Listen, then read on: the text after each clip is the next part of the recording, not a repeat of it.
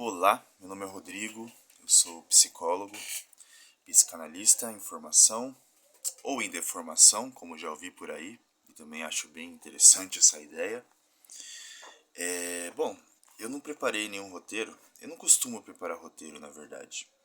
Eu uso aqui muito o método, algo que está dentro do método psicanalítico, que é a associação livre, né? Uma coisa que eu sempre digo na primeira sessão, na primeira entrevista, para os meus pacientes, para os meus analisantes, é que eu preciso que eles falem, que eles venham para a sessão e falem. Precisa falar, precisa dizer, na verdade, né? E essa fala ela é livre, você não precisa vir com algo preparado, né? Com um roteiro preparado, como faço aqui, né? É claro que alguns pacientes, analisantes, não necessariamente conseguem fazer isso, né? E tudo bem, eu acho que é um processo, e aí é um trabalho aqui pra gente ir fazendo. Mas essa ideia de associação livre, ela é muito necessária. Por quê? Porque ela pode possibilitar a demonstração do inconsciente. Porque uma vez que você prepara a sua fala e você sabe o que você vai dizer, como se isso fosse possível também, talvez você se defenda mais, né?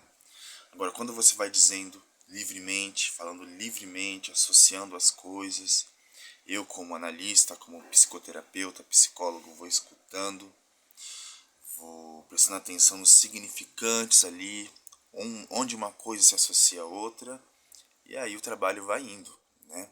Porque a ideia é que o inconsciente venha à tona de alguma forma. E como ele vem à tona? Né? Ele é demonstrado a partir da linguagem, da narrativa, do discurso da pessoa que está ali na minha frente. Então é muito interessante quando a gente se dá, talvez corre o risco, né, de dizer livremente, porque a gente fica mais vulnerável, talvez, né? Dito isso, né, eu tenho pensado em algumas coisas aqui, e tá muito difícil formular, porque é uma junção de coisas, mas eu acho que talvez aqui seja um trabalho para organizar isso também. Talvez eu conte com a ajuda de vocês, mensagens, enfim, né, se vocês quiserem. Mas eu fiquei pensando muito ultimamente, né, até a partir do meu trabalho, do que eu tenho escutado das pessoas, né, e da vida, né, da minha própria vivência, experiência, o quanto alguns afetos eles acabam sendo proibidos durante nossa vida, né? Alguns afetos são oprimidos dentro das nossas lógicas, dentro dos nossos ambientes familiares, sociais, né? Vou citar um exemplo aqui que é corriqueiro e muito provavelmente você já deve ter visto, vivenciado. Uma situação, ilustrar uma situação aqui. A criança ela tá com raiva, né? Ela está sentindo muita raiva. Daí vem aquele adulto, vem algum adulto, pai, mãe, tio, professor, não sei. Ele chega na criança e fala: você não pode sentir raiva, porque Jesus fica triste. Né? Dentro de contextos religiosos que não é incomum na nossa cultura, né? Vejam bem como acontece isso, né? Você está dizendo para a criança que ela não pode sentir aquilo que ela está sentindo, porque é um terceiro, um superior, inclusive, né? Um onipresente, ele vai ficar triste. De alguma forma você está ensinando para a criança que ela não pode sentir raiva, porque o ser superior, um pai, vamos dizer assim, né? Ele vai ficar triste. Logo, logo, você vai dizendo o que para a criança? O que você vai dizendo para a criança? Eu acho que é uma pergunta. Porque assim, o que a gente faz, então, o que essa criança vai fazer com esse afeto dela? Essa raiva, né? Ela vai suprimir, vai reprimir. Essa raiva vai desaparecer só porque ela talvez não esteja sentindo ela? Então começa bem na infância, né? Daí pode me perguntar, mas o que poderia ser dito então? Né? A ideia aqui não é fazer uma cartilha de como educar crianças, de como educar filhos, até porque o próprio Freud coloca muito sabiamente que uma das tarefas impossíveis, talvez profissões também, né, como profissão, é educar. Educar talvez seja impossível, né? Daí a gente poderia entrar mais nessa ideia, porque a gente vai tornando possível por algumas vias, né? Quase possível. Não é essa a ideia, né? Mas seria interessante, talvez, né, questionar por que você está sentindo essa raiva, né? Ou deixa a criança sentir raiva, deixa ela no canto dela sentir raiva até passar raiva, né? O que eu estou tentando dizer aqui é que muitos afetos, eles são oprimidos, são proibidos na nossa cultura, né? Raiva, tristeza, né? Quantas vezes vocês já não ouviram, né? Ou vivenciaram, ou até já disseram isso, né? Ver uma pessoa mais triste, não fica triste não. Tem até memes sobre isso, né? Como se fosse assim, tá bom, não vou mais ficar triste não. Porque eu não pensei nisso antes. Não é assim que as coisas funcionam, né? Porque a raiva, a tristeza, elas fazem parte da nossa condição humana, né?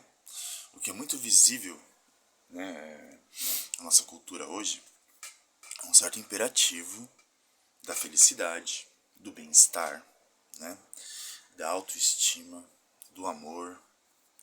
E muitas vezes tudo isso que eu citei agora é passado e vivenciado de forma muito superficial, né? Não sei se vocês conhecem alguma pessoa, né, que está sempre em paz, está sempre feliz, está sempre buscando a felicidade. Muitas vezes isso, pelo que eu observo, ela é vivenciada de forma muito superficial.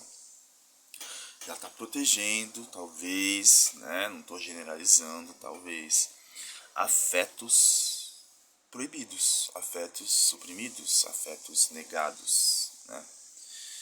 E muitas vezes essas pessoas, né, que estão dentro desse mundo quase perfeito, né, elas são guiadas por verdades infalíveis. Só que essas verdades falham, né? Quando elas falham, já vivenciei, já observei, há um risco muito sério de desamparo, de cisão, de loucura, de agressividade, né?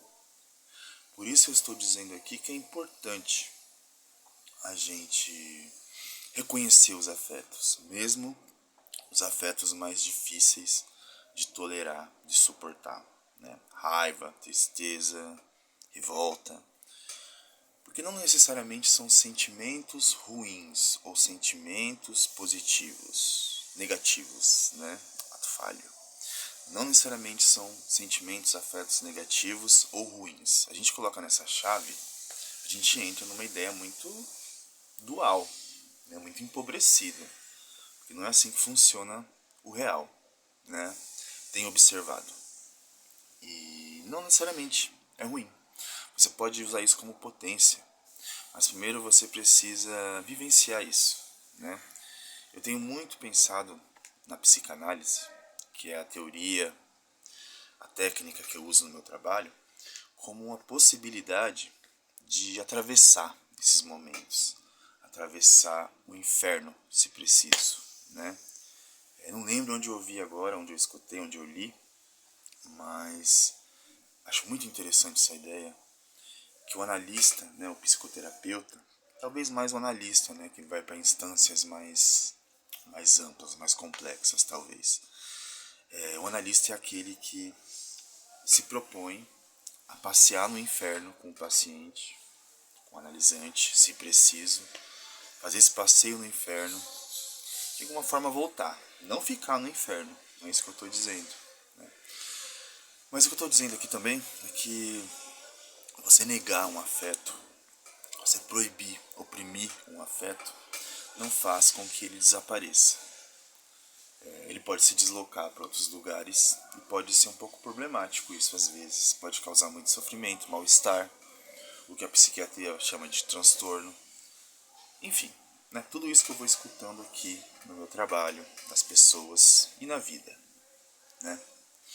Então eu queria muito tocar nesse ponto assim da opressão dos afetos, né? Porque, mais uma vez, eles não deixam de existir. Né? Só porque você os proíbe, só porque você os nega, só porque você os coloca numa chave maligna, né? Então, é uma pequena reflexão que eu precisava trazer aqui. E eu estou lendo esse livro aqui, Donnie Darko. Não sei se vocês conhecem esse filme, é um dos meus filmes favoritos. E a Darkside fez essa edição aqui. Eu não estou fazendo publicidade porque eu não estou ganhando nada, é porque eu gosto muito mesmo do livro e do filme.